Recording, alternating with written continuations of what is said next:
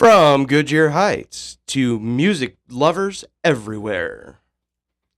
Welcome back to Bearded and Crunchy Episode 3, Revenge of the Riffs. Thank you, everybody, for listening to us last week and the week before. We're back. Please follow us on all socials. Again, we're on everything. Welcome back to Episode 3. And I'm going to send it back to Bob. Let us bring it in. Episode 3, can you believe that already? Yeah, 3 episodes. Man.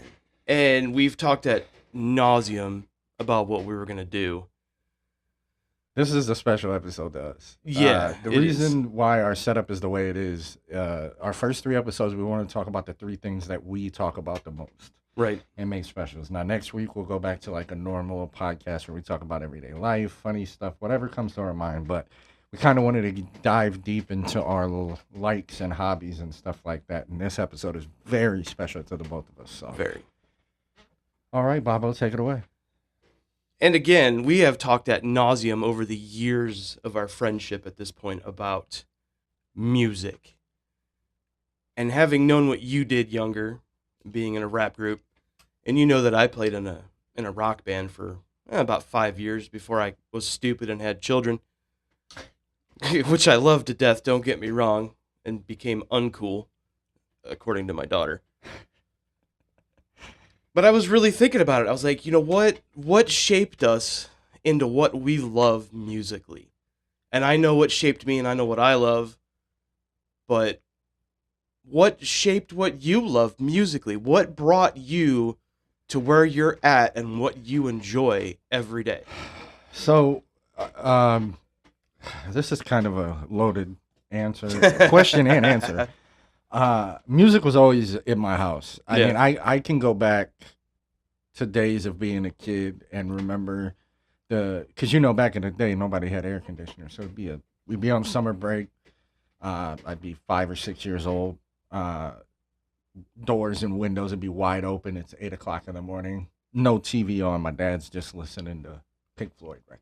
Oh, nice. My mom, she loved Pink Floyd too, but she listened to Elvis and a lot of other stuff. So music was a part of my life as far back as I can remember. And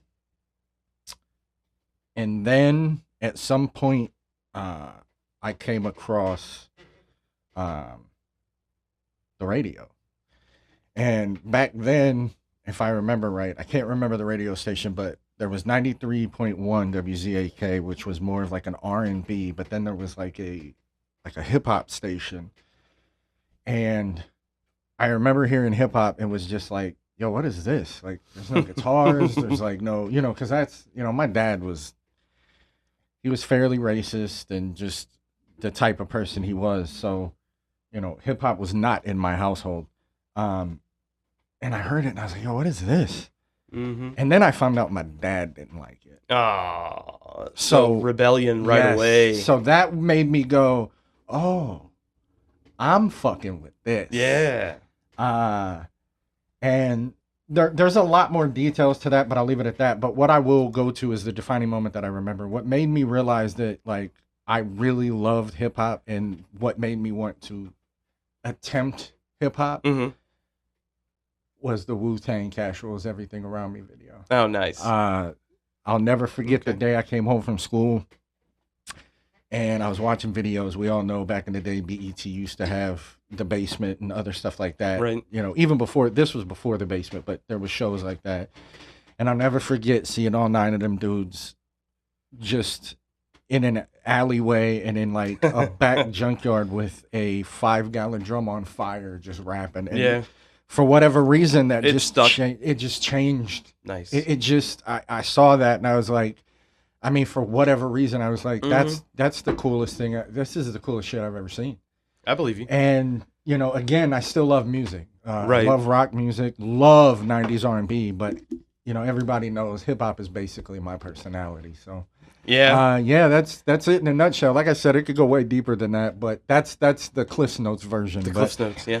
That's why I posed that question. Yeah, that was a loaded question. That's a good one. I knew it was going to be a good answer. Yeah. So ultimately, what really, I guess there was, we could say the stars aligned, but ultimately it was was let me go against what my dad. Let me rebel.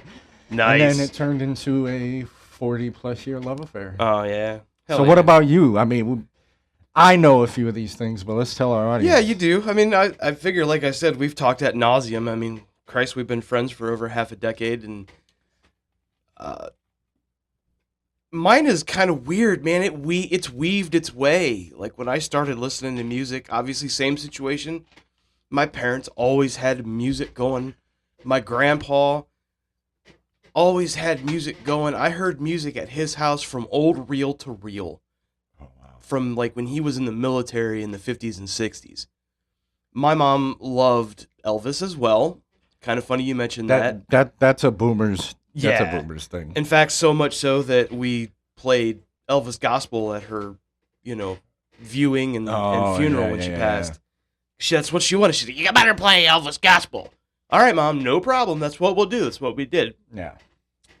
So mine kind of started just loving everything because my dad is like into oldies, 60s, 70s. He loves Motown, hard rock from back then, like, Zeppelin and Sabbath and things like that. I'm not such a big Zeppelin fan.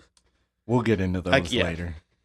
Mom was kind of the opposite. It was more of the, top 40 stuff. Yeah. Like I said, Elvis, and then country. She loved country music. And I started kind of well-rounded, really loved all of that stuff. And then as I grew up and got a little older, I had friends influencing me in the neighborhood. Strangely enough, the strange neighbor, or the same, not strange neighbors. Well, if you have a strange neighbor. I mean. Yeah. The same neighborhood that you grew up in, but a block away. Ironically, didn't know that till we were adult. Like, yeah. We'll talk a little bit more about our personal lives next episode, yeah. But yeah. But influenced by my friends who were as well into hip-hop, so I went through a little phase enjoying that. And then got into high school and had a friend, still have a friend actually, who's my best man at my wedding. Big metalhead. Loved everything metal. Bob, you should listen to this. You should check this out. And I remember getting this CD and it had little white crosses on it. Master of Puppets, you got it. And I said, holy crap, what is this? And mind you, this is like 97, so it's already been out for 12 years. The Black Album had been out for like 5 years at that point. Right. And that's when it really started to kick in for me, where I went on my own musical journey during that time of my teenage years, really delving into what I wanted to listen to and what I started to like, which my dad hated too. I'm telling you, it goes hand in hand. Right. And that's kind of where we're at to this day. I'm still a metal junkie, everything metalcore, heavy metal, hard rock, classic rock, new metal. I still have my hip hop side, and Of course. Yeah, but see, you're not as into it. You're stuck in the 90s. Yeah, exactly. 90s, early 2000s, and then that's where I still, obviously getting older. There was a study I seen years ago because I could never understand it. Like, no matter how much we liked new music, like, artists like Wu-Tang has released recent albums. Eminem has released, even Pink Floyd. And although you love them, if you ever notice, they don't have that feeling. Yeah. From the ages of something, I think they said like 15 to like 28 or something. There's a range. Right. And you associate, because you're still really finding yourself, you associate that music to a time period in your life. And that's why you can't get that feeling again, because it's not the music. It's the music is the soundtrack to that time of your life, and you can't get that back. So I find that interesting, the psychological side of it. Yeah. But yeah, music has been my therapy for not knowing it, knowing it though. But yeah, but because I can remember, going to my uncle's house, who ironically, where I live now, only lived like a 45-second drive from where I live now. No shit. Yeah, but one thing I will say, we didn't have a lot of money, but I always had a Walkman or a Discman with music.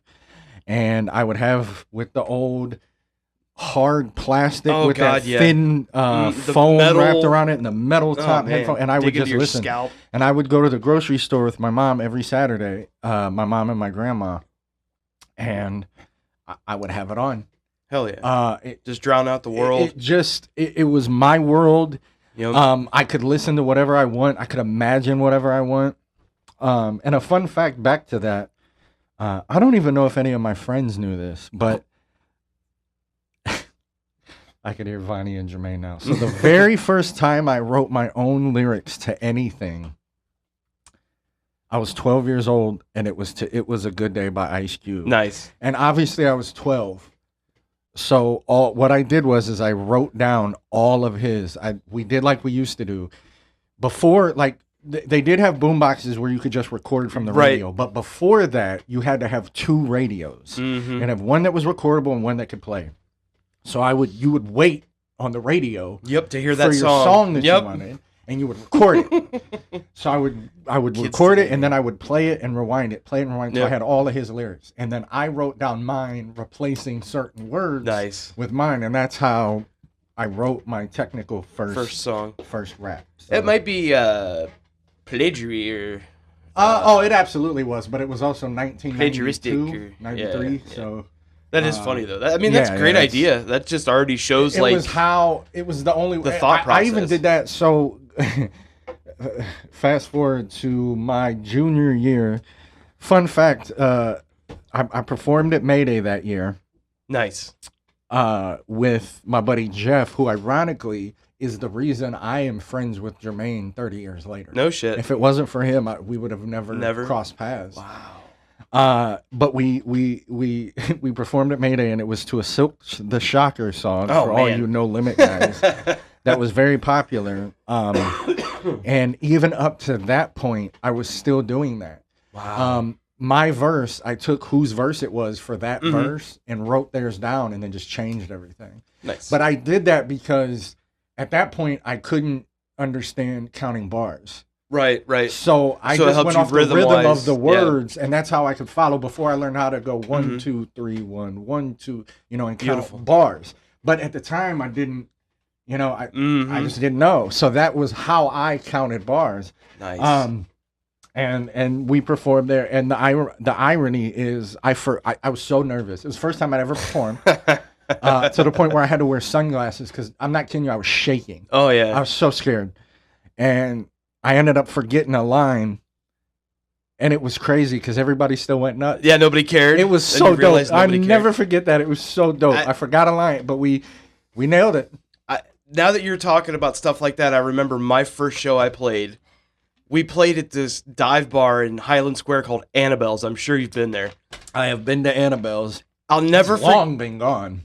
I I think it's thought named they something. still- I think they changed the yeah, name. because I I know mean, they maybe closed. it is, but I'm pretty sure it's a different name. It was a cool place to play a show. But I remember I sound checked, right? And I had been woohoo a little Of bit course. before the show because I was nervous, obviously, And I'll never forget, I'm playing the first song and I'm yelling at the sound guy, like, turn me up, I can't hear myself. All the way through the first song, and I finished the song and I looked down, my dumb ass forgot to plug my cord back into my guitar. Oh man. And I felt like the biggest asshole like you could imagine because I'm Yeah, like, but that's him first time jitters. right. And then after that, man, it was like, Smooth sailing. Yeah. Yeah, I'll tell another quick story before we start really diving into our music likes Mhm. and stuff. After graduation, me and Jermaine and our other buddy Vonnie, we would get together and we would in the Napster days, the Napster days. we would download instrumentals and we would get music that we wanted legally, of course. Mhm. Legally. We did it legally. Sure. And we would freestyle. Oh. And we would just cipher. So that's Mhm. for all you young kids or people that don't know. A cipher is where you get a bunch of people that it could be a cappella, it could be somebody Mhm. tapping on a table, they could be making a beat with their mouth, and you're just freestyling. You're going off the top of the head, and we would do that. Also, off to the side, we had a couple of buddies, Dre and Maul, and you remember Steve Bergstrom? I do. Yes, he was in a rap group with them, who I eventually was gonna replace at one point, but that's another story. but we were doing with them. Me and Jermaine had met with the guy that was going to record us, but there was a place, I can't remember what it's called now, but it was in North Hill, but it was called the Voodoo Lounge. Bro, I was going to tell a story about the Voodoo. In fact, I will. I want to say it was Thursday nights, and I could be wrong, but it was hip hop night, and they would have battles. So I think we went up there like 4 or 5 deep, maybe, and we all signed up. And I'll make this as quick as I can, but we all signed up, and we're sitting there, and then we thought, we're new here. Everybody's got their crowds. You could see that they have their crowds. Like a clique. Let's watch them put us against each other. And sure enough, they did. The very first battle, they put me and Jermaine against each other. No. I kid you not. Aww. So, needless to say, that was, yeah. But, all right, let's delve into this. Man, this is going to be you know what? Let's start with, just because I feel like this one's going to be fun. This was one that Bob actually came up with last minute. I don't want to say last minute, but it just popped in his head and he threw it to me, and I thought it was brilliant. But let's go with, and because of time strains and stuff like that, we're going to do most iconic / favorite album covers of all time. Album covers? Oh, you meant... Song covers. Song covers. We could do album covers too. We could go there too. Oh, see, I'm missing. Okay, that's interesting. It doesn't matter to me. All right. I'm good with whatever. No. We'll come back to cover that. Songs. We'll do cover songs first. All right. You guys are seeing it in real time. Yeah. All right. We'll do cover songs, and we'll come back to that because now you can think about it. Because I was under a different, so now at least you can think about it. Cover songs. Cover songs. Who doesn't enjoy a great cover song? Here's the thing. As long as it's done. And well. me and Rhiannon have talked about this, and it's going to go to your last point many times because we love covers. As long as whoever's doing it does it justice and doesn't in any way disrespect the original. I agree. When it's garbage, it makes me mad. And there are examples of covers that are better than the originals. Yeah. And we'll talk about one of them, which I'm sure both of us are going to bring up. But if you want, since this was your, you came up with the idea, lead us off. Some of our favorite cover songs? Yeah. What? You know, for me, honestly, and we talk about this too ad nauseum. In fact, I think my daughter finally listened to the entire album, and you know what album I'm talking about. Oh yeah, it's the greatest cover album of all time. Weezer, the Teal album. Beautiful. I'm gonna say what they did with Aha, covering that song by them is just... I no longer listen to Toto's Africa. I'll put it to you like that. That's awful good too. That's all. They did a great job on all of that. I will tell you where they got me, because when you listen to it the first time, it's very awkward. Mm-hmm. But what got me, because if you know Weezer, you know Weezer, was the fact that they did No Scrubs. Right. And I was like, hilarious. This is awkward as shit, but it I was love awesome. Every second of that shit. Because they're just quirky enough that it works. Dude, they're Billie Jean. Good. I mean, the entire album, there's not phenomenal. one that you can go, right. They're all great. Phenomenal. And that's not even my, like, those aren't even my top covers. No, that has to have its own group, because none of them are bad, and some of them are as good as the originals. But I would agree, because it's an album, I wouldn't choose any of those individually. I'd kind of keep that. I would say, I mean, honestly though, I would say "Take on Me" by Aha is, I mean, that cover. It's either that or Africa. So damn close to the original. Actually, that and Everybody Wants to Rule the World. Oh, dude, I forgot that was even on there. That's what I'm saying. Though. The more we talk about it, we could go into each one. I will say one first that I don't think you're going to mention, and I don't know if you've heard it, but I really think you should listen to it. Is T-Pain doing War Pigs? I've heard it. It's amazing. Guys, you have to check that out. And people are going to shit on it. But it's awesome. But if you really listen to it, he doesn't try to do the T-Pain thing. He tries to... I'll give it to you like this. Ozzy Osbourne liked it. Yeah. And that he says a lot. said it was one of the best covers he had ever heard. Right. No, I've heard it. I heard him. It was fantastic. Oh my God. It's so slept on. Guys, if you're listening, I promise you will not be disappointed. He made an album of covers as well. Oh, really? I did not know that. I apologize. I don't have it up, but I will look it up because it needs to be discussed. But since I went with that, what's one that's on your mind? As soon as I get the congestion out of my throat from the weather, I'm gonna go with a Five Finger Death Punch cover. I already know which one. Do ya? Yeah, Blue on Black. That's amazing too. But I was wrong. Did you know they covered "Mama Said Knock You Out"? I actually, now that you said that, I do you know who? Do you know who featured on that song? No. Tech Nine. That's right. That's right. I'm not gonna lie to you. I completely forgot about that. And that's a good one. Great that's one. a sleeper pick, honestly. Just to go back real quick, guys, you're gonna love it. Look at the cover of this. So That's beautiful. For all the people watching, it's called On Top of the Covers. If you get the entendre, he great. does. Don't Stop Believing. Bruh. Okay. Stay With Me, Tennessee Whiskey, War Pigs. He nails it. But I forgot about that. That's a good one. I am going to go on the same vein as that, and a lot of people may not know this. I'm going to go Korn. The Wall. That is I'm going to talk about that one, but I'm going to save that for a later segment. Which one? Word Up by Cameo. That was a cover, right? Uh-huh. I never think because it was so different. It was different, but it still sounded like the song. Right. That's actually one of my favorites. It sticks in my. I literally have a playlist. And I do like Korn. Oh, I love Korn. I do like Korn. They're awesome. I'm not so hip on the new stuff. It's good, but it's not.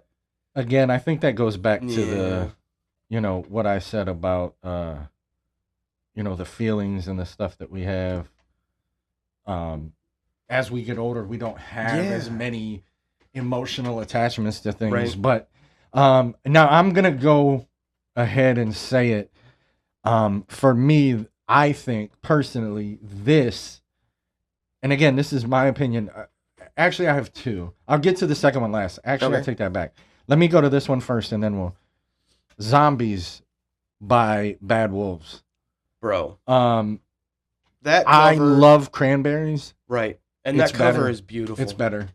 Yeah. The cover is better. I love that cover. It's such a good. I was on a Bad Wolves kick for quite a bit. I heard Tommy Vext was coming back to Bad Wolves, which would be killer. There was a political thing with why he left and all of that kind of stuff. I think they buried the hatchet though. Finally. Well, yeah, maybe. I hope. I hope so. Tommy Vext is. He's the voice. He's of that band. Very unique. And his story. If you've ever heard him tell his story, yeah, it's crazy, dude.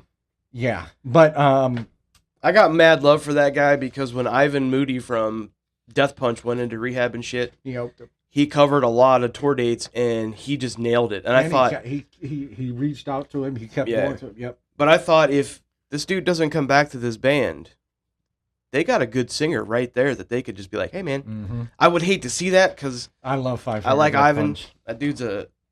So do you have one more before? Because I'm pretty sure what I mentioned this last one. If you don't mention it, you're gonna agree. My favorite cover of all time, and I'm gonna get a lot of shit for this, and I don't care. But I'm a massive Metallica fan, and the fact that they covered "Turn the Page" and Bob Seger goes, that's probably better than mine. It is better. I would agree. That's my favorite cover. Is that on your list? It's one of the best covers I've ever heard. It's so much, and I love Bob Seger. Right. He made a lot of great songs. Oh yeah. But I think that's your favorite. This one's my favorite, and you're gonna, as soon as I say it, you're gonna be like, it's Disturbed, The Sound of Silence. No, killer. To this day, it's the best cover and I'm gonna tell you two fun facts about that. Okay. The lead singer of Disturbed is a 420 friendly.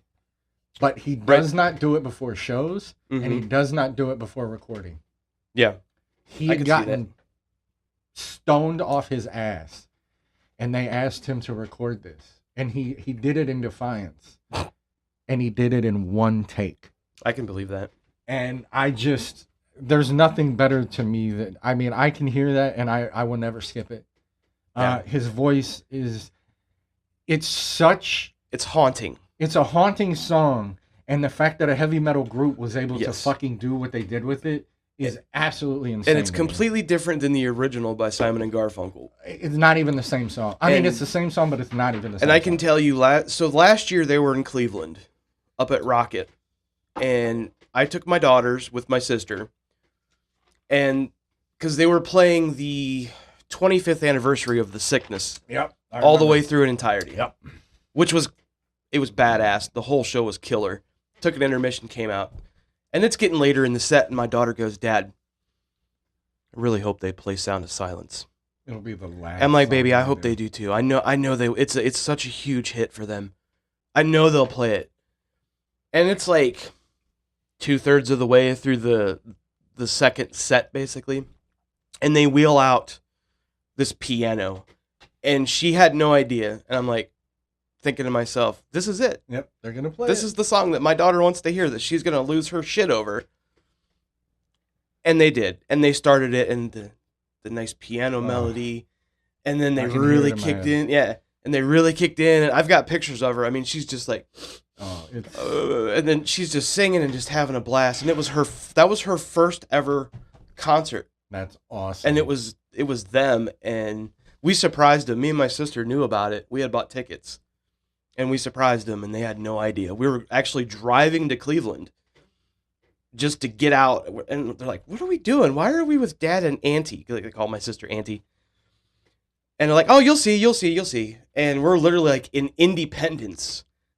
And it's like, you guys like Disturbed? Yeah, Dad, we really like Disturbed. One of our favorites. Okay, cool. We're going to see him live. And dude, the car like just shook, screaming, like bouncing off the windows. But such a great time. That's awesome. All right. What do we go to now? Let's get into some of our favorite artists and what got us into them and stuff like that. Yeah, that sounds good. I'll go first, just because. First of all, our firsts are going to be obvious to anybody that knows us that's listening to this. So, damn it, man. Ugh. Wu-Tang. I mean, we know. I got two tattoos. I'm literally wearing the shirt from the Wu-Tang Nas concert that I went to with my cousin. What am I rocking? I'm rocking the... Hey, that's still music. I'm rocking the shirt from my children's high school marching band spectacular last year, which I'm very proud of my children for that. Absolutely. So Wu-Tang. So what really was... Well, like I said, I kind of talked about it earlier with that. Yeah. I seen that video, and that was it. And then I'll never forget, and this is going to play into something that I had brought up, the album covers, but I put them on their first album cover because there's a story behind the Enter the 36 Chambers. Well, it's called the 36 Chambers, Enter the Wu-Tang, but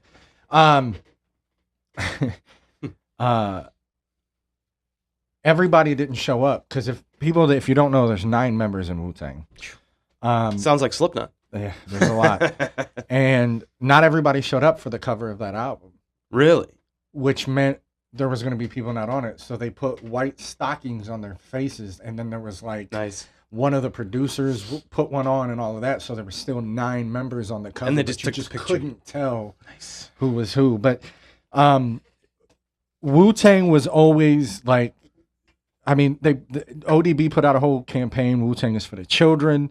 Like, they always just, no matter how big they got, they always felt like they were for the fans and for us. It never felt like they were, no matter how global they went, no matter how big they went, they just never felt like they were out of touch. And definitely what they did, how they were able to have longevity. And yes, there was times when they split and didn't make music together. But what they did as a collective needs to be studied with 9 people to be able to make all 9 of them have solo careers. And it's a thing to be studied. But I mean, everybody knows me, man. It's Wu-Tang. It's everywhere in my life. And you got to see him what, two years ago? 2021 September September 2022. Was it that long ago? Oh yeah. I remember. September 2022. They did the Wu-Tang Nas. It was called State of New York. Wait a minute. What was it? New York State of Mind. New York State of Mind tour. Jesus. I can read. I'm impressed. Yeah, and it was. Was that Blossom, right? Oh, and it Killer. I can't even. I mean, I never thought I'd get to see all of them. I mean, obviously ODB, gone, who's long passed away. He passed away in poo. I think it was 06, I believe. But we were privileged enough that during the concerts, Young Dirty Bastard, his son, steps in for him. Nice. He has the same amount of energy as his dad. That's awesome, so man. It's great. But what about you? I mean, I know the answer to this. Yeah, you know the answer to it. I knew your answer too. Of course. But my favorite band was and is still currently is Metallica, and I don't care what anybody says about Napster. They weren't the only ones. My second favorite artist was a part of that in Eminem. He actually made a documentary about it.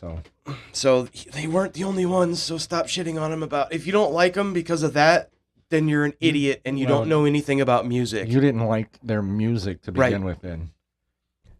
They gotta separate the art from the artist. And the funny thing for me is that what really got me into them was my buddy CJ, who, like I said, was he was my best man at my wedding. We've been friends for damn near 30 years. He's like another brother.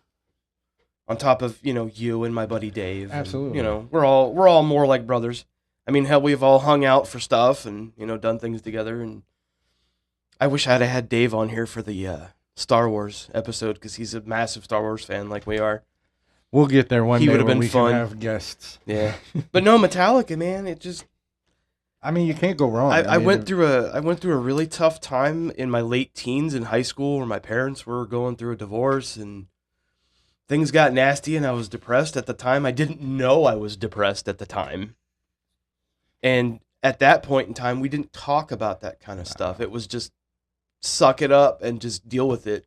So while you're quietly dying on the inside, you need that release. And it's like, what can I find to get that release? And then for me, it was them because it was everything from Kill 'Em All to that point, S&M. No. And it was just a lot of the early stuff obviously is more aggressive, early thrash metal.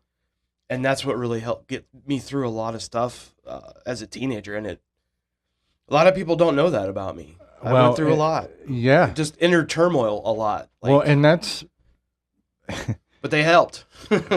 Heavy metal, people don't understand this. Heavy metal, punk, and hip hop all have a underground connection to each other. They all feed off each other. And a lot of us back then, me included, as you, Bob, was going through shit. We didn't go through a divorce, but it was one of those where my parents should have divorced, if that makes sense. So it was the same with me.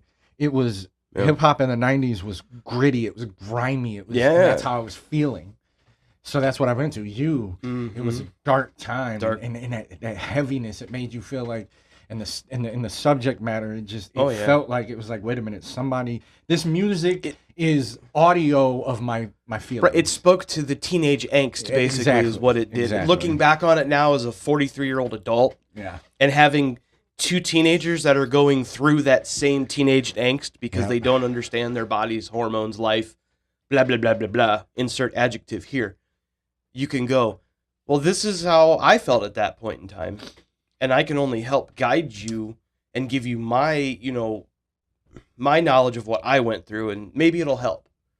But here, listen to this heavy stuff instead. Yep. Well, and that was, and that's one way we can bond with our children is we go, hey, check it out. This is what we did when we were, if you're not comfortable, because like I tell Ty, like, if you're not comfortable telling me what's going on with you, still find a release. Yeah. So for me, it was music. Don't keep it in. Yeah. Yep. So absolutely, and again, like I said earlier, it's that emotional tie that keeps us to these, like Wu-Tang. It changed my world. It was something I'd never seen before. Right. We'll go into my second real quick. Eminem. Also, people know. Yeah. I'm a huge Eminem fan. There's gonna be a lot of oohs and ahs. I'm also not above. Obviously he didn't hit on every single record. But the dude had. I mean, you can say what you want about him being mainstream. People say, "Oh, we only made it because he's white." Well, if he only became one of the greatest hip hop stars because he's white, how come no other one has ever done it? Right. Um, I'll give you that. I like Eminem. His music from Infinite, even though that was widely different than the Slim Shady LP, but we'll start there because that's when Dre found him. If you go there all the way up to the Eminem show, we'll even add Encore and Relapse a little bit, even though Encore is my least favorite album from him. It sounds vastly different than now. The difference is the musicality of that music back there was more cohesive, and now he's a more technical rapper. It's about the art. Yeah. It's about the entendres. It's about the way he can flow in and out of it. Well, his chop and rap, and the way he can tie syllables together that shouldn't match to make them rhyme and bend words. There's very few like him. Yeah. And I insist that you give the guy a listen if you love hip hop, because again, I am not ignorant to the fact that hip hop and rap is black culture. It is. Right. But some of us love that. Yeah. And Eminem is also one of those. That's another thing I love about him. He never has a time where he doesn't try to give to the people that paved the way before him. If you listen to his Rock Hall of Fame, and we can talk about whether he should be there or not in another subject. I don't want to get into that. But his introduction, all he did was write a list of all the rappers that helped. I saw that. And, I mean, the guy is so humble. Yeah, it was a good call to do that. So what's another one of your favorite artists? I'm going to go back to hard rock. In fact, I was just listening to him when I pulled up over here, but Godsmack is one of my all-time faves. And I never figured it, but I've seen him a couple times in concert. They're fantastic live. It's just another one of those situations where it was that time in my life, a little bit different time in my life at that point, a couple years later. And it got me through things, and a lot of their early stuff really spoke to me, and everybody always shits on like whatever, and Voodoo's so overplayed. I'll agree with that, but it's still a good song. I wish we could get past those judgments on music. Is that not gatekeeping? That's exactly what that is. Yeah. And it's ridiculous because we'll get into that later, because there is one subject, and I'll tease it, and that's guilty pleasures. Yeah. And when I say that, I'm not saying that as we're not allowed to listen to it, but what I'm saying is the people that know you, if you're a music lover, they know what you like to listen to. Oh yeah. Yeah. So when something's not a little out of that wheelhouse, it'll tend to throw you off. So that's what I mean by guilty pleasures. But I'm going to go into another one because I do want to get to a couple that are not hip hop. Famously a band that Bob's not the biggest fan of, but I am a diehard fan of, and that would be Pink Floyd. Dark Side of the Moon. They were pioneers. They still, to this day, hold the record. They were on the Billboard Top 100 for over 700 weeks with Dark Side of the Moon. Actually, when they updated it here the last couple of years, it was over 990 weeks, almost 1,000 weeks for Dark Side. That, as long as it stays on the list, it'll never be beaten. Now, I will tell you, obviously, that's one of your favorites. I know that. In fact, we've talked ad nauseum about it yet again. But there are quite a few songs that I do enjoy by them. So. They're different, and I understand that. Yeah. A lot of people don't like a lot of instrumentals. Which I do. And a lot of people don't like the so-called psychedelic side of it. I enjoy that because it takes you to a place of euphoria and a place to, hippie get to. Yeah, but I will say this: their earlier stuff is trash. They obviously came out of they recorded in the same areas as the Beatles. They came out of the same areas, and they, pardon me, it wasn't until they created Dark Side of the Moon fun fact about that, I know a lot about Pink Floyd, guys. There's many iterations of Pink Floyd. There's the original Pink Floyd, which was Sid Barrett, Roger Waters, Nick Mason, and Rick White. Sid Barrett, who basically founded them, got really heavy into acid to the point where it fried his brain. Yeah, that's a shame. There's documentaries on it, guys. If you watch it, he went crazy. Yeah. They reached out to a friend of Sid's named David Gilmour to come in and play with him, because what Sid Barrett would do when they were starting to play live is he would just start playing what he wanted to play, or he would refuse to play and he would just sit there, or he was out of his mind. So they brought him in, and that was the early days when they sounded like the Beatles. And then there was a show that they had to do, and he had done that, and they had another show the next night, and they just never picked him up again. And then that was the Dark Side of the Moon, Wish You Were Here, Animals, The Wall, and that stuff. But yeah, Pink Floyd. So what about you? What's another one of yours? Another one of my favorites, and I'm going to shock you, but you probably already know. And you alluded to it earlier, being stuck in the 90s with hip-hop. I'm going to go Tupac. You can't go wrong with Pac. I always enjoyed it. I loved, and I feel bad for some of these kids nowadays. In fact, a kid I work with, he's like 26. And real big into hip-hop, but it's the new stuff. And I'm like, bro. Let me sit with him for a bit. Yeah, like, bro. And I started talking about the 90s, mid-90s rap, wars with, East Coast, West Coast. Which, just so you guys know, we did, but that was completely media driven. Right, but it was. I mean, there was beefs, but it wasn't as big as they made it out to be. But it was fun to turn on MTV every day and go, "What's going on now?" Oh, dude, the '95 Source Awards will tell you everything you know. Right, you guys don't know, go back and watch that. And that's all I could really say about Tupac, because. Listen to him. But we're going to get to something else a little bit later, I'm sure. Well, there's more I'm going to say. I do want to go. We'll go one more artist and we'll move topics. Sure. I want to go to this one because I would be remiss if I left out 90s R&B. Guys, I have talked with Bob about this. I've talked with Jermaine and Vonnie. I've talked with Rhiannon. Everything, and I mean everything, is pop music now. It doesn't matter what it is. It's all pop music. Every genre, every level, unless you're 90s R&B was something to behold. You had your Jodeci, you had Silk, you had H-Town, you had Jodeci. There was so many. But my absolute favorite R&B group of all time, and Jermaine, you'll be clapping, is Jagged Edge. Jagged Edge. Nice. Fun fact. So we used to do a thing called Grad Night when we graduated, and they would take us to, at that time, it still existed, Geauga Lake. Now, at the time, I didn't know this, but I, at that time, didn't have a girlfriend, so I took Jermaine. You could take one person. I went to him and I said, hey, if we pay for the ticket, can I bring another person? They were like, sure. Yeah. So I brought Tommy Burton. So it was us three. Nice. We get there. Jagged Edge and Monifa are performing. No kidding. At Geauga Lake? At Geauga fucking Lake. Wow. Blew my mind. And if you guys don't know, Jagged Edge is actually a R&B group of a set of two twins.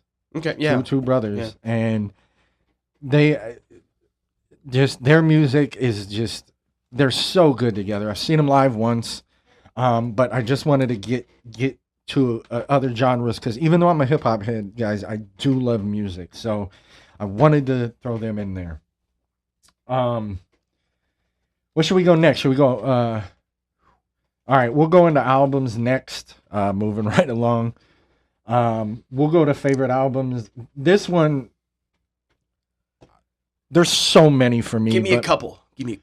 I'll throw you a couple. Throw me a couple. My favorite album of all time, a lot of people don't know this because they would assume it would be Wu-Tang or Eminem, but my favorite music album of all time is an album by Scarface, the rapper. It's called Scarface the Diary. If you get a chance, listen to it. It's very, very, very gangster rap type music, very dark. But if you get a chance, I'm just gonna rattle off 5. Yeah. I'm gonna throw in a recent one. which has actually moved into my top 5. Really? So there's a group called the Clips. I'll try to make this quick. It was 2 brothers. There's a group called the Clips, and they had come out in the early 2000s, and Pharrell had found them, and Pharrell was producing them. Oh, nice. And then, like I said, it's 2 brothers, and then the one brother quit. He didn't want to do it anymore. And then there was Pusha T, and he decided to go on a solo career. And then he ended up getting signed to Kanye's label, and he's been a monster ever since. I've heard him. He did He battled. He did what? He did a collab with Linkin Park on He their did, last. and he did a great job. Yes. And he also was famously in a first person to ever beat Drake in a beef. Wow. But their last album, it was their first album as a group in 16 years. It was called Let God Sort 'Em Out. And it's a masterpiece. It's classic from start to finish. I love it. It still gets rotation play today, and it came out, I believe, August of 24. Still gets mad play. Maybe it was last year. And then I'm going to go Wish You Were Here by Pink Floyd. Solid choice. I'm going to go Enter the 36 Chambers, Enter the Wu-Tang. And then I think I'm going to go The Eminem Show by Eminem. Oh, good choice, too. And I think that should round out my 5. There's other ones on there I have listed, but are those in any particular order, or is this the only one that's number 1 is Scarface the Diamond. Okay, all that, right. that hasn't left number 1 in 30 years. That's fair. So that's fair. Yeah, I am similar on what my number 1 is. It hasn't moved out of that spot since the mid '90s, and that's the Black Album. You can't go wrong with an album where you can listen to every single song and just not skip it and go, God damn, this is so good. In heavy metal rock albums, it's definitely in my top 10. Yeah. I mean, maybe top 5 if I actually sat down and thought about it. Right. That's my number 1. I've done a lot of thinking in the last few days about it because, I mean, we talked about this episode for quite a bit. Like, God, we definitely want to do this. This is going to be sweet. This is kind of in both of our wheelhouses for a lot of stuff because we both love music. And my number 2, I kind of kicked it around because I've been listening to quite a bit of music because I drive a truck for a living. I'm on the road, 8 hours a day, 40 hours a week. And I've got a lot of time in between music and podcasts, but I've been getting back to some of my roots and what I loved as a teenager lately. And I'm going to have to say that my number 2 is Awake by Godsmack. There you go. And it's going to be, obviously it's my list. It's probably going to be rock heavy, metal heavy. And obviously you heard, I drove up to the house today jamming Awake. Absolutely. And they're one of my favorite bands. Number 3 is probably going to be Down with the Sickness by Disturbed. Great album. And those are actually my top 3 favorite bands of all time. And it's just because I'm a little bit older. My dad would be vastly different. He'd be like the Beatles, the Eagles, the Rolling Stones, shit like that, which all fine. Yeah. All fine. And actually, I'm going to put on my number 4 would be Hotel California by the Eagles. That, you can't go wrong with that. And I actually got to see them. Took my dad a few years ago to see them. I remember that. They were they played Hotel California front to back. And it was beautiful because every song on that is just like, it's beautiful. I think the majority of them were hits. Yeah. Like singles. And then my number 5 is probably not going to shock or surprise you.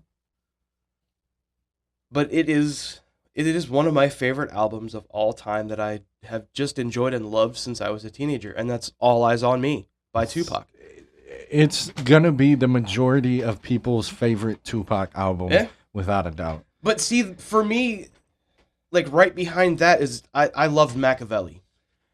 That could come into play with and Doggy Style by Snoop. So that's all kind of iconic album. Again, for me, there's so many albums I could have added to that list. It's hard to we did 5, and it's like my brain is exploding. I wrote about 20. Right. And again, because it can change from day to day. The only one that never changes is the number one for me. It just, I can go back to that. I can recite every lyric from the start to the back. It's so good. Oh yeah. Now we'll go to in my opinion, probably the hardest question is favorite songs. I dreaded this one. Me too. Because this literally can go by mood. Yeah. Oh, if you're pissed, happy, ejaculating, all of it. Dude, yeah, whatever you're doing. I mean, screaming naked in the middle of a field. It doesn't You never matter. know. High on meth, whatever. Yeah, it doesn't matter. I'm going to start with one that the artist isn't going to surprise you, but the song might. Okay. And the reasoning behind the song might. All right. It's Shine On You Crazy Diamond by Pink Floyd. That's one of the Floyd songs I like. It's like a 11 to 13 minute song. It's a good song. It's mostly instrumental, but the words, that song was written and created by Pink Floyd for Syd Barrett. Yeah. Thus the crazy diamond part. Or crazy part. Both. Yeah. And I always loved that song, but it has a different meaning since my dad passed. Okay. Yes, me and my dad didn't get along. I had a lot of issues with him. There's a lot of things I didn't get to tell him, but he was my father. And I often, I'll never forget, like, when he died, I felt bad for a long time because there was a big relief off my shoulders because I was taking care of him. Right. Oh, I don't want to say me. Rhiannon was phenomenal at the time, helping me take care of him. But you guys were taking care of him.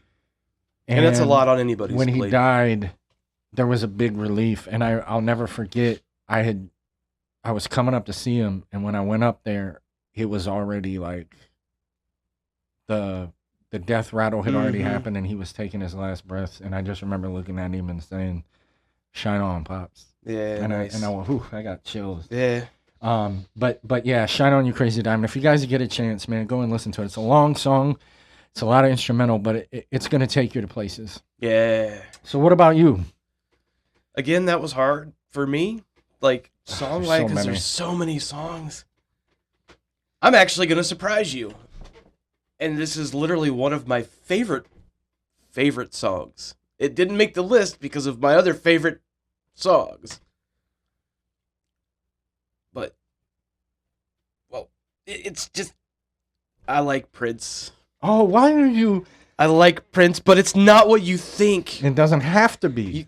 I love... Prince did not make bad music. Right.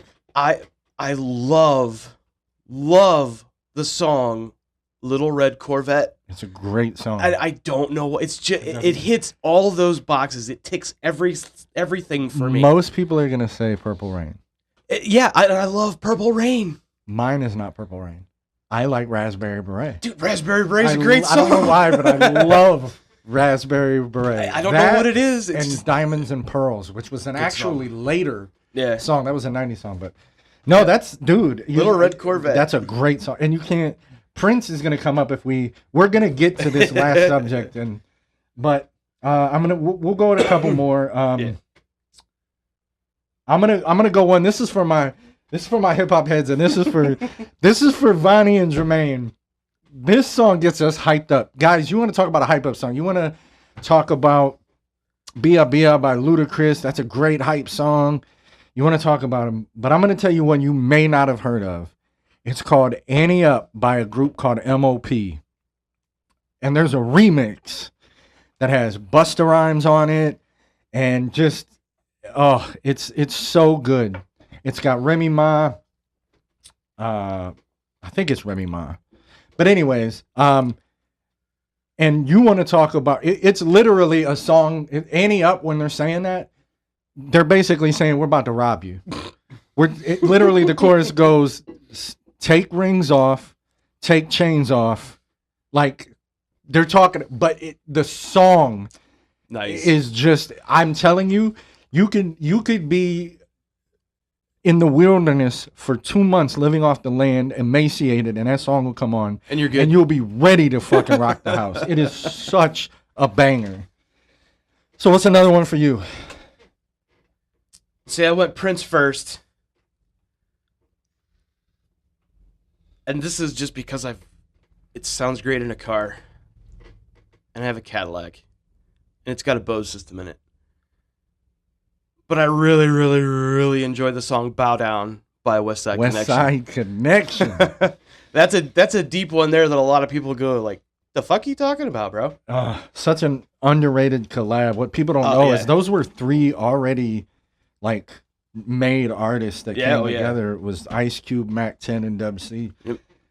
That's a great song. That's Good song. Another song that'll fucking get you hyped. Oh yeah, shit. always. I got to be careful when I'm driving. Like, oh shit. Oh yeah. So I'm gonna go with the song that this is gonna surprise you, and then we'll move on to our next subject.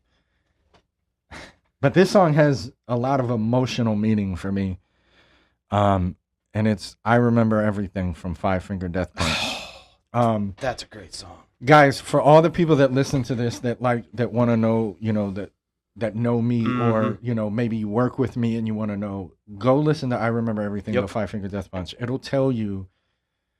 That's a lot of childhood. It's a lot of childhood trauma out. I didn't have the best relationship with my brothers and sisters coming up. I didn't have the best relationship with and that right there. I still remember the first time I heard that. It was in my car. And Apple Music has a thing where it's called Your Station, and it'll play songs from your library, but then throw songs in it that are similar. And it popped up, and I was like, "Ooh, I like the way this started." Yeah. And I heard the words, and I had to pull over. I started bawling my eyes out. I was like, "This is me." Like this. This was, so many times as kids, like now there's a lot of outlets for mental health and stuff like that for people to get their feelings out, and we're more open with, hey, say how you feel. But back then, we didn't even know, like, I've since been in therapy and I've done workbooks. I have attachment disassociation disorder. Yeah. And it's because of my childhood. And this song, I could never put to words what I was feeling about my parents and my upbringing. And this song does it. It was, I literally, if I ever got to meet the lead singer, whoever it was wrote that one, I would love to hug him and tell him that, like, I feel like you were in my brain when you wrote that. That was Ivan. Ivan's a deep song, dude, man. Just and he's sober now, which is. I got one more. I got one more, and this is honestly probably my all-time most favorite song, and that's the Unforgiven one, original Unforgiven by Metallica off the Black Album. That music video killer scared me to death when that motherfucker was in that room. Yeah. That's a. But it's talk about put visuals to audio. Yeah, but it's a good song. It hits on every level for me. Lyrically, just talking about, obviously it says never free, things like that. And it's more like it's in your mind, trapped in your head. As a kid, it was just, holy shit, that's scary. When you get older and you go back and you listen to these songs, you go, holy shit. Yeah. It's about being trapped in your mind and just, you being your worst enemy and just being, it's but one of the greatest, in my opinion, greatest guitar solos in a song. It's got to be up there. And supposedly one take. So those guys are just artists. All right, we'll go into. I want to get to this last. The one subject I want to get to last is I wanted to be last because this is Bob's wheelhouse and I want him to shine. But I got a couple of small little things I wanted to throw in real quick. Just some odds and ends facts, and just things. But fun fact, and you knew this, but I'm going to bring it up because I had to write it down. A lot of you guys might not know this, but Bob's favorite group has done a musical feat that has never been done by any artist, and really even close. Yeah. Metallica is the only musical act in the world to have ever performed on all seven continents. Yes, sir. Yes, they performed in Antarctica. You could go on YouTube and find that video. I watched it. Isn't that crazy? It's insane. I can't.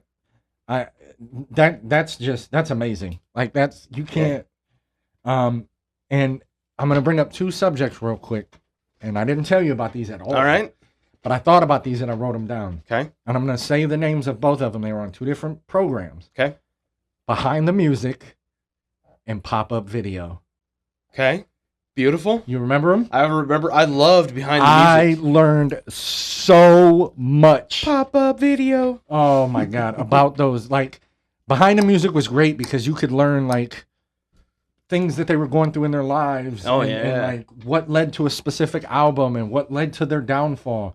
Pop-up video was great because it would come up with shit like, when they were filming this scene in the music video, there was a banana peel and you could see the weirdest shit. Yeah. But it was so cool. But I had to bring those up because only our Gen X and younger millennials will know those ones. But I had to bring them up because they were so integral. All VH1. Yes. Both VH1. That was the old people music channel when we were young.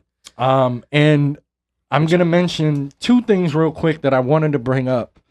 I have no reason for this other than I think people should listen. But for my hip-hop heads that are listening, and for people who just want new music to listen to, I'm going to give you an underground, not an underground, they're a little more well-known now, newer artist, and then an album that I want you guys to go listen to. Bob, you can do the same. Okay. For my hip-hop heads, especially those that loved, like, 90s underground, there was a rap group called The Arsonists, and they have a album called As the World Burns.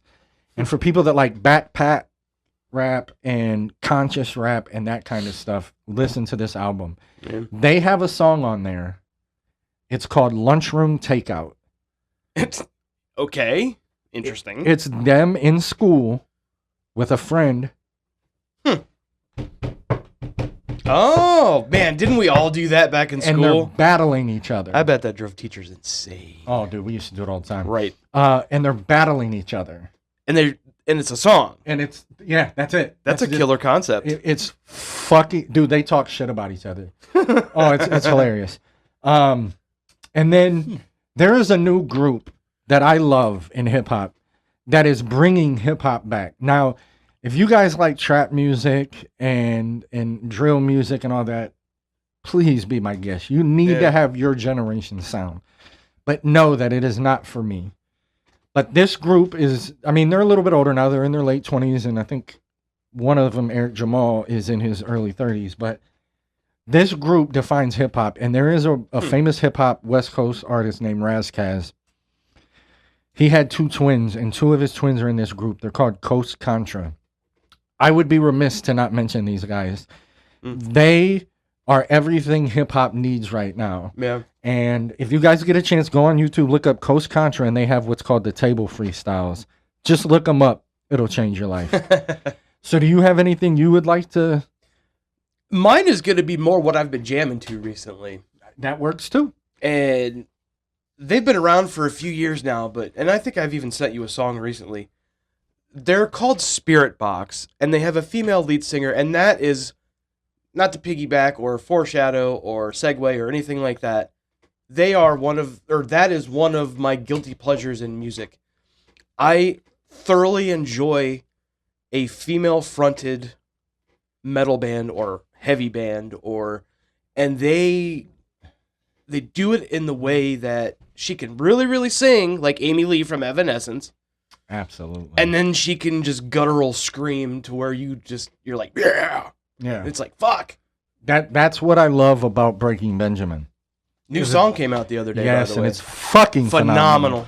We didn't even get to talk about Breaking Benjamin, but the way they mesh, because I like heavy music. I don't like the screaming. Yeah. When it's just that. Right. If you're mixing it in like a Breaking Benjamin, like a Disturbed, like a Spirit Box, Five Finger. I'm in for that. I love that. But when it's just that, I don't want to hear that. That's me. That's my opinion. I see why people like it. I get it. All right, we got one small topic, and then we're gonna get to the topic where you're gonna shine.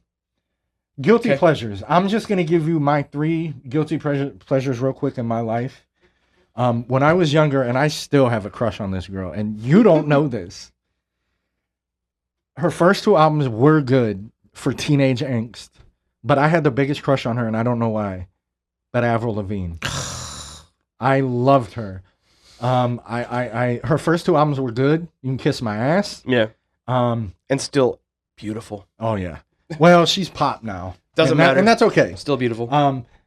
My next one is Ed Sheeran. You can eat a Okay. dick if you don't like Ed Sheeran. My sister loves Ed Sheeran. Ed Sheeran is he is my So does my daughter. heterosexual life mate. I love that guy. And then my last one, everybody knows me. Me and Rhiannon seen this gentleman live.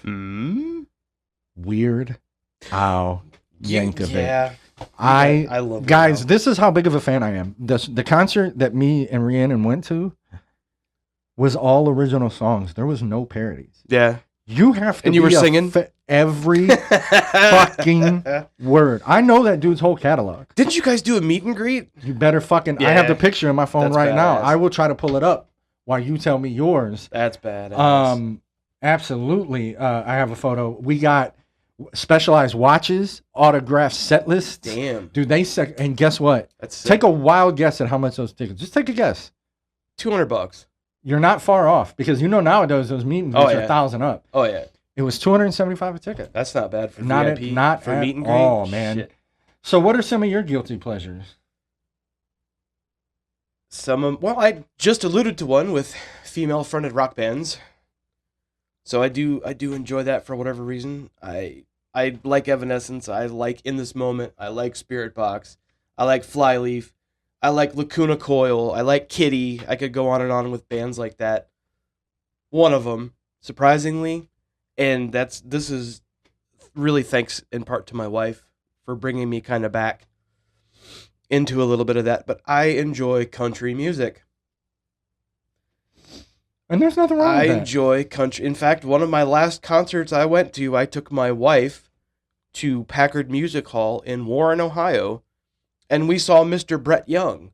Nice. Which we actually used his song, in case you didn't know, for our first dance at our wedding. You absolutely did. And tell me if it wasn't slick, though, because I bought the tickets, and the concert was on Valentine's Day.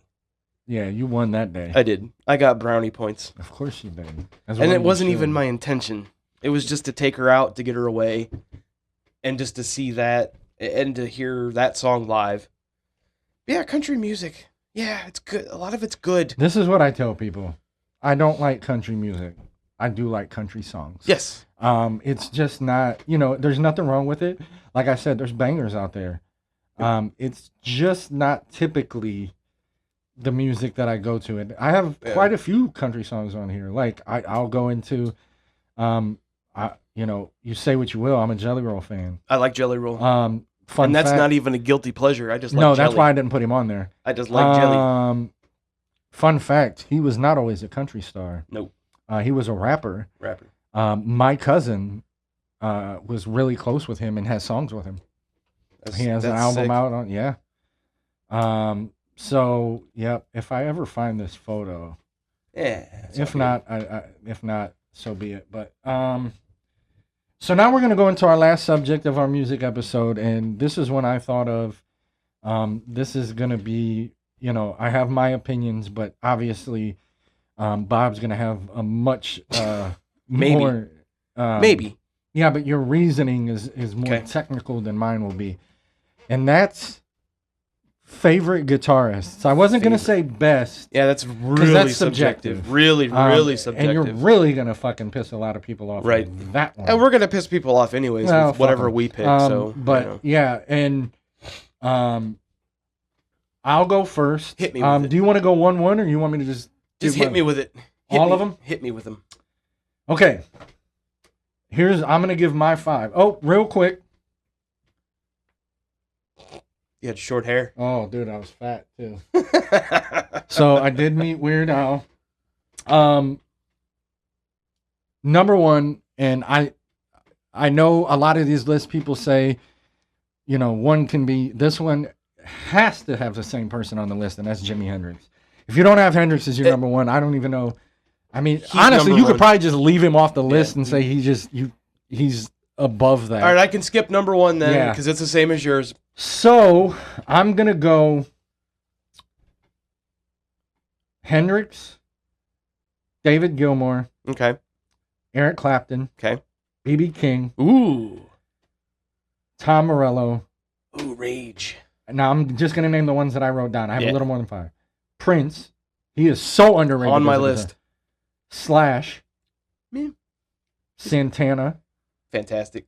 Stevie Ray Vaughan. God rest his soul. And here's one that I threw in here to know if you know him. He was very young when he came out, but a hell of a blues guitar player, and that's Johnny Lang. Johnny Lang. Nice. Those are my favorite guitarists. Favorite guitarist. Now, I'll let you go more in depth because you know the technicality of it. Don't have to. Obviously, Hendrix #1 for most everybody. I forgot Eddie Van Halen. I hate Van Halen. I don't like him neither, but the dude is one of the greatest He's a good guitar guitarists player. to ever grab. Very good. I'm not a fan of him neither, but his guitar play is, yeah. But go ahead. I'm gonna defer Clapper. Clapton is my number 2. He could be 1A 1B with Hendrix for me. So fun fact. That's why your name is Eric. I was named. My mom and dad loved Eric Clapton so much. If I was a girl, I was going to be named Erica. Part of the reason my daughter's name is Layla is because of Derek and the Dominoes. Layla. And she hates the song. Go figure. Yeah. Go figure. Can't win for losing no matter what I do. So what was that? 2, Clapton. Yeah, this is where it gets kind of... B.B. King is going to be my number 3. I feel like if you leave him off your list, you don't know guitar. He was amazing. And believe it or not, he did an album with Eric Clapton. He did. Called Riding with the King. Yep. And it's a phenomenal blues album. I totally recommend everybody listen to that. If you're going to just instrumentals, blues is the way to go. Blues or jazz. Blues and jazz. And that's where I think some of my favorite guitarists come into... Because when I started learning to play, I was more blues. I wanted to do more blues stuff. Obviously loved heavy metal.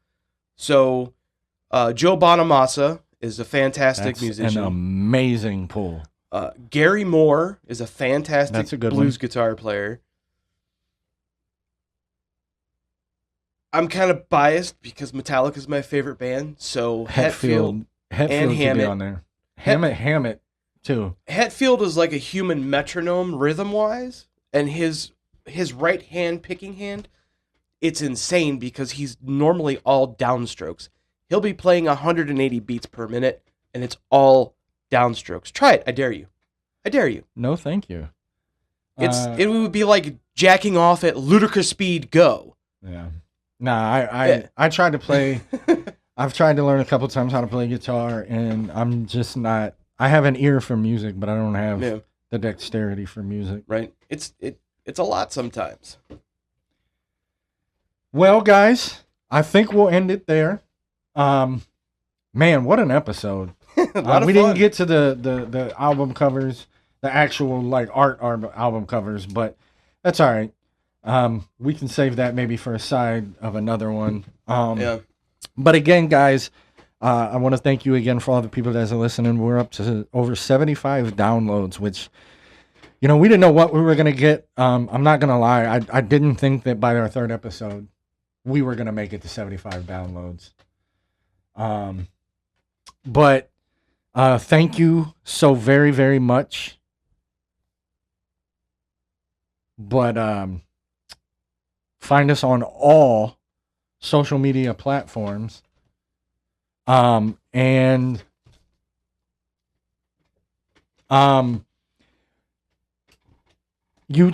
YouTube. We'll now have video. We'll now have video. You can see our ugly ass faces. Yeah, you guys. We had people ask us about it. You got it. You asked for it, so you got to live with it. Yep. You can see why we're bearded. Maybe you'll hear the crunchy. Yeah, sometimes. Typically, guys, we go into a dad joke with Bob.